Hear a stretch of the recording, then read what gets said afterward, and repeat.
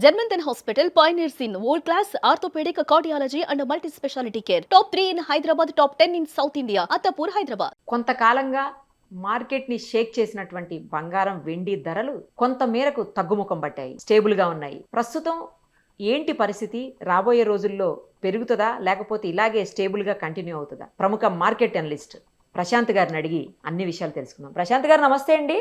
నమస్తే నిర్మల్ గారు. ఏంటండి గత కొద్ది రోజులుగా మాత్రం స్టేబుల్గా ఉన్నాయి ఇటు బంగారం వెండి ధరలు కూడాను. ఇప్పుడు ఏమన్నా మరి బయ్యర్స్ని అంటే కొనుక్కునే వాళ్ళని లేదా ఇన్వెస్ట్ చేయాలనుకునే వాళ్ళని ఇప్పుడు ఏమైనా చేయమంటారా లేకపోతే మళ్ళీ వెయిట్ అండ్ సీ అనా? కరెక్ట్ అండి. ఇప్పుడు 2026 జనవరి 1 మనము బంగారం 1,40,000తో చూసుకుంటే ఈ రోజు 1,56,000, 58 ఐ థింక్ బిట్వీన్ ఈ రేంజ్ లో ఉంది నేను చెక్ చేసినప్పుడు. సో అందులో ఆ రోజు ఇన్వెస్ట్ చేసి ఇక దీని రోజు చెక్ చేసుకోకుండా ఒక సంవత్సరం పాటు వెయిట్ చేసే వాళ్ళందరూ కూడా సంతోషంగా పడుకోవచ్చు. సో అసలు చెక్ చేయాల్సిన అవసరం లేదు. సిల్వర్ కూడా దాదాపు 2,40,000తో స్టార్ట్ అయింది. ఈ రోజు 2,70,000 ఉంది. సో కాకపోతే ఈ 50 days అంటే ఈ first 50 days of the year gold and silver చాలా ఫ్లక్చుయేషన్ అయింది. అంటే మీరు చూసారు ఆల్మోస్ట్ ఎవ్రీ డే అనుకోని విధంగా పెరగడము తగ్గడము. సిల్వర్ అయితే ఏకంగా 4,25,000 వెళ్ళడం, బంగారు కూడా దాదాపు 1,70,000 వరకు వెళ్ళి 70-80 వరకు వెళ్ళి మళ్ళీ కిందికి రావడం అంతా జరిగింది. సో ఈ ఫ్లక్చుయేషన్స్ అన్ని కూడా మనం ఇంతకుముందు డిస్కస్ చేసాము. ప్రధానంగా ఏంటంటే 2025లో జరిగిన గోల్డ్ అండ్ సిల్వర్ ర్యాలీ చూసి స్టాక్ మార్కెట్ లో అంత ఆశించిన లాభాలు రాలేదు. 2025లో 24 వరకు స్టాక్ మార్కెట్ బాగుండేది.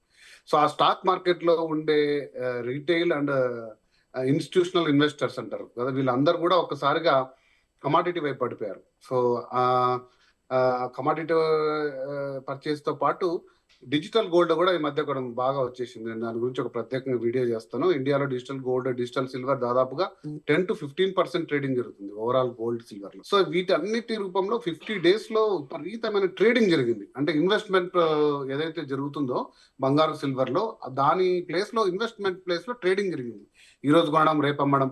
సో స్టాక్ మార్కెట్ ఏ స్థాయిలో ఒడిదుడుకులు ఉంటుందో గోల్డ్ సిల్వర్ కూడా అంతకు రెట్టింపు ఒడిదుడుకులు మనం చూసాం 50 days లో. కాకపోతే మరి అంతర్జాతీయంగా పరిస్థితులు కొంచెం చక్కదిద్దుకొని భారత్ అమెరికా సంబంధాలు మెరుగుపడ్డము, అంతర్జాతీయంగా సమస్యలు కూడా అంటే అవి ఏవి సాల్వ్ కాలేదు, పెద్దగా అదే నివురుగప్పిన నిప్పులాగా అలా ఉండిపోవడం వల్ల ముదుపరులు అందరూ కూడా మళ్ళీ స్టాక్ మార్కెట్ వచ్చారు. స్టాక్ మార్కెట్ మీరు చూస్తే నిఫ్టీ, సెన్సెక్స్ కలకల్లాడుతున్నాయి. సో పాయింట్స్ ఎవ్రీడే అప్ లో ఉంది. సో మరి ఆ స్టాక్ మార్కెట్ మళ్ళీ ఎప్పుడు క్రాష్ అవుతుందో, వాళ్ళందరూ కూడా కమోడిటీ మార్కెట్ ఎప్పుడు వస్తుందో మనం అని కూడా ఊహించలేము. ఎందుకంటే బంగారు సిల్వర్ పెరగడానికి కారణాలు, తగ్గడానికి కారణాలు మనం అనేక సార్లు డిస్కస్ చేసాం. అంతర్జాతీయ పరిస్థితులు, డాలర్ ప్రభావం కానీ ఈ 50 days లో ఏదైతే చూసామో అది చాలా విభిన్నమైన కారణాలు. అంటే ఒక 70 ఏళ్ల చరిత్ర ఉన్న బంగారు సిల్వర్ పెరగడానికి కారణాలకి ఇప్పుడు పెరుగుతున్న కారణాలకి చాలా తేడా ఉంది. కాబట్టి ఇప్పుడు ఏదైతే ఉందో ప్రైస్ కొంచెం కొద్ది రోజులు స్టేబుల్ గా ఉండే అవకాశం ఉంది అని మేము కూడా ఎక్స్పెక్ట్ చేస్తున్నాము, ఉండాలనే కోరుకుంటున్నాం. అలా ఉన్నప్పుడే ఇన్వెస్టర్లు అందరూ కూడా నమ్మకంగా భరోసా తీసుకొని దాంట్లో, ఎందుకంటే అది పెరుగుతున్నప్పుడు ఒక సంతోషం ఉంటుంది కానీ అది ఒకసారి తగ్గుతుందేమో భయం ఉందని చూసారా, అది చాలా చాలా ఇన్వెస్ట్మెంట్ పెట్టే వాళ్ళందరినీ కూడా దెబ్బతీస్తుంది.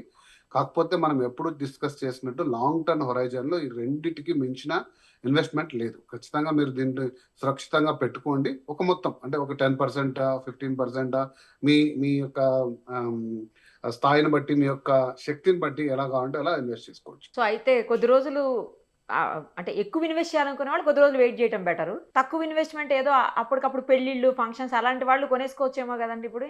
ఎందుకంటే మార్చి నిన్నటి నుంచి మంచి డేస్ స్టార్ట్ అయిపోయాయి, ఈ రోజు నుంచి కూడా. సో పెళ్లిళ్ళు, ఫంక్షన్స్ చాలా ఉన్నాయి ఈ 1-2 months లో. మార్చి, ఏప్రిల్ అంతా పెళ్లిళ్ళ సీజన్ కదా. అవునవును. సో బంగారు అయితే మీరు లాంగ్ టర్మ్ పెట్టుబడి కింద అయితే ఏ రోజైనా తీసుకోవచ్చు, ఈ రోజు కూడా తీసుకోవచ్చు డెఫినెట్ గా. సో బంగారానికి, సిల్వర్ కి ఒక డిమాండ్ ప్రైస్ అనేది ఒకటి ఉంటుంది. అంటే ఇది ఒక స్పెక్యులేటివ్ అండి. ఇది కూడా ఎవరు రాసి పెట్టారు, ఏదో రిటర్న్ ఆన్ ద వాల్ కాదు. బంగారానికి డిమాండ్ ప్రైస్ 1,40,000, 24 క్యారెట్ చెప్తున్నాను నేను. 1,40,000 ఆర్ 150 అంతే. సిల్వర్ కి డిమాండ్ ప్రైస్ 240 ఆర్ 250. ఇది ఈ డిమాండ్ ప్రైస్ కంటే ఇవి కిందికి పడవండి.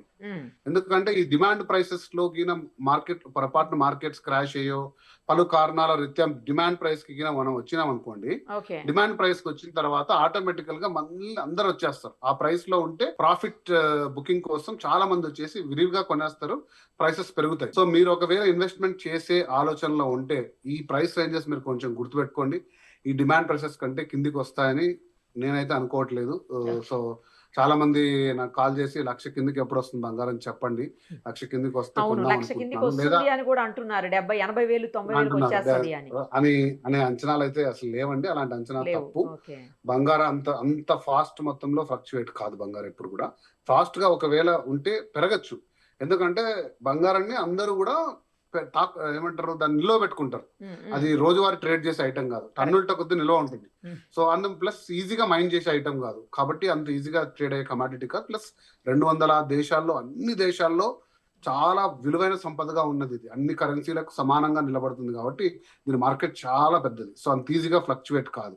అదే సిల్వర్ అంటారా, మనం చెప్పాం సిల్వర్ మార్కెట్ చిన్నది, కంపారిటివ్లీ ఎవరు స్టోర్ చేసుకోరు. ఇండస్ట్రియల్ యూసేజ్, చిన్న చిన్న ఆర్నమెంట్స్ లేదా తక్కువ స్థాయి ఇన్వెస్ట్మెంట్ లో చేస్తారు. దాని ప్రొడక్షన్ కూడా చాలా తగ్గింది, డిమాండ్ పెరిగింది. యాక్చువల్ గా అయితే ఆ కారణాల రీత్యా బంగారు ఎప్పుడో సిల్వర్ ఎప్పుడో 3.5 లక్షకి వెళ్ళి ఉండాలి. కాకపోతే కొన్ని అనుకోని కారణాల రీత్యా నేను చెప్తాను, ఈ spot and digital gold silver లో చెప్పినప్పుడు చెప్తాను. సో ప్రతి ఒక్కరు కూడా అంతో తీసేసి పెట్టుకొని దాని ప్రైసెస్ ని ఇన్ఫ్లేట్ చేయడము తగ్గడం లాంటివి జరిగి సో అలా ఉంది. కానీ బట్ సిల్వర్ కి అయితే లాంగ్ టర్మ్ లో చాలా మంచి డిమాండ్ ప్రైస్ వచ్చేది ఉంది. ఏదైనా కూడా 150 కంటే బంగారం అయితే తగ్గదు 10 గ్రాములు, అలాగే సిల్వర్ అది 250 కంటే తగ్గదు, అంతే.